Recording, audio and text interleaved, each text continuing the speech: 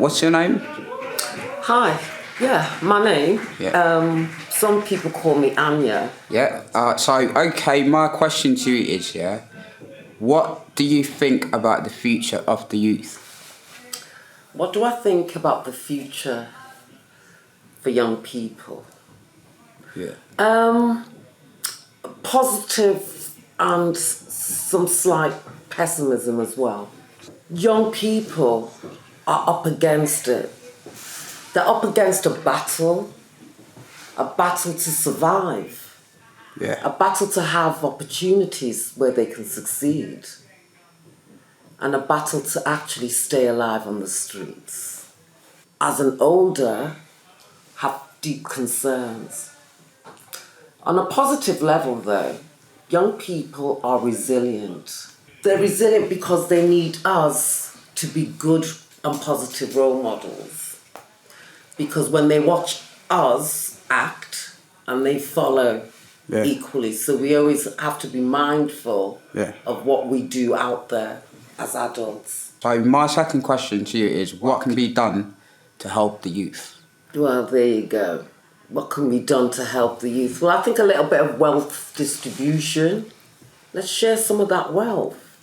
There's people sitting on money. Yeah.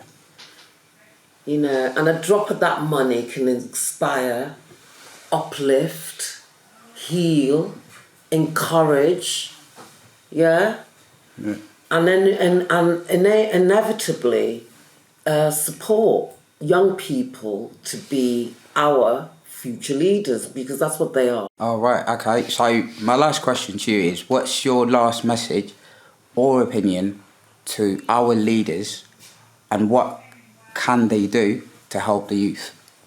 Listen, be truthful, be honest, stop dismantling childhood. Make childhood meaningful. Give children the hopes and aspirations that they had when they were growing up. Yeah? That's what I say to those who can. Yeah? Make our children feel loved. Tell them every day how wonderful they are so that they can grow into wonderful and creative adults. Hi, can you introduce yourself? Hi, my name's Roxino. Yeah, okay. I've got a question for you today. My question is simple, but the most very important. How can we stop knife crime?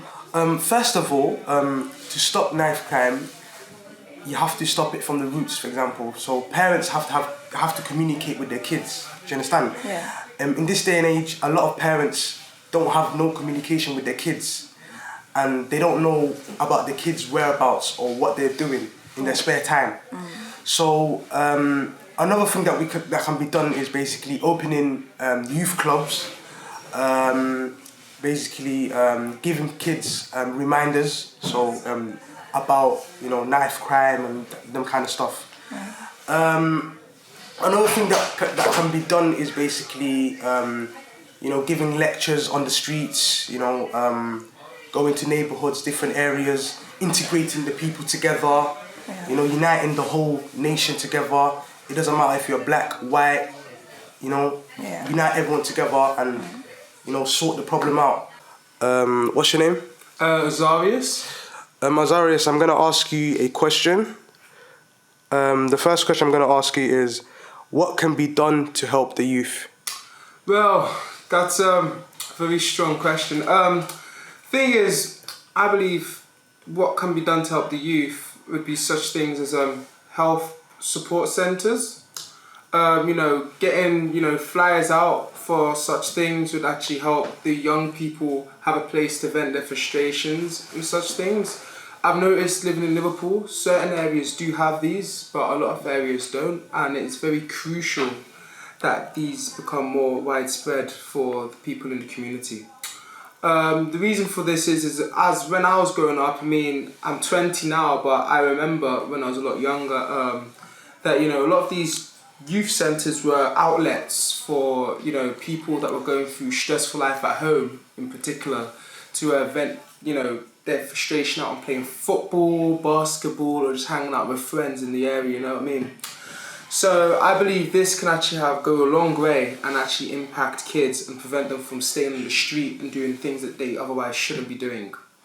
And that's why I believe that's one way it can help. Another thing that can help young people is introducing them to other aspects that they might not have otherwise, thought they were any good at. For example, I know a lot of people that had no prior knowledge or experience in acting, drama, or any musical talent at all, but after being introduced to it, they had warmed to it eventually, and they thought, you know what, maybe I'm good at this. A lot of people have low self-esteem, but they don't let it out, and it's just always good to uplift people, especially in this social media age.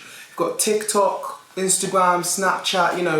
My generation, Generation X, Millennial, and Generation Z, they're obsessed with clout. I'm going to call it the clout generation. Everything is about clout. How much clout you have, how many people you know, how many followers, that is you.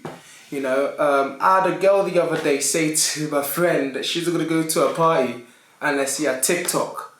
Absolute ridiculous. But that's the level that it's got to. It's got to such a point that this is where it is. So I believe allowing students, allowing kids, allowing the young adolescents to have access to music, to drama, would go a long way into strengthening their confidence and self-esteem to prevent them from going down a hill of depression.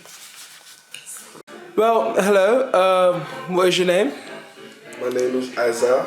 The streets know me as JP. Okay, well, I've got a question to ask you. The question is, what message do you have for our leaders on what they can do to help the youths? Well, I wouldn't say there's a particular message I got for the leaders apart from, like what has been said before, provide more opportunities, take more listening into what is really going on, and opportunities, it's quite plain and simple really. You want to give them more facilities, and I think with more work experience, because I think you had a good answer as well, where there was something like youth clubs, there's things they never get into, but they didn't think they'd be good at. But I think there needs to be more opportunities, not just youth club.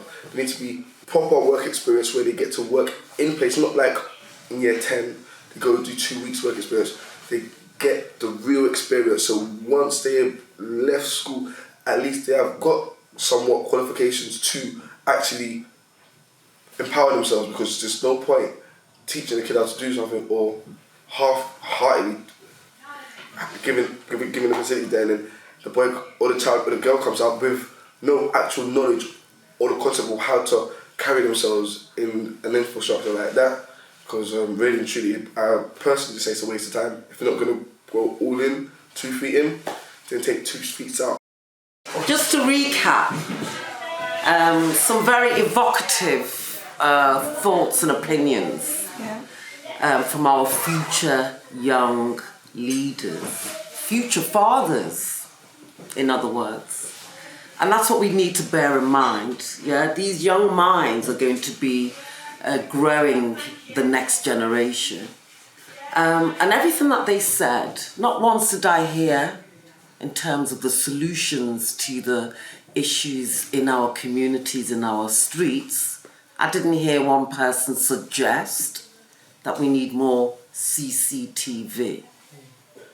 Nobody suggested that we needed more SUS, sus, under suspicion.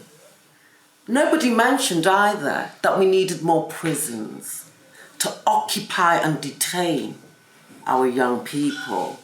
They're not the solutions, but these are the things that you keep being told we need to invest in. Where's that going to get us?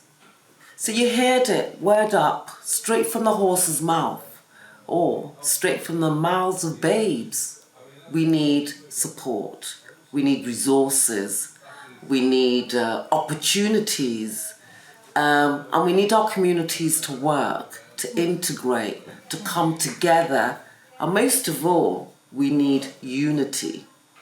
So take the message out there and let people know that the solution to the issues that confront the young people of today, that they actually they have the remedy. What we need is to listen and enable them to create that. And that's it really in a nutshell. Yeah, thank you. Thank you so much.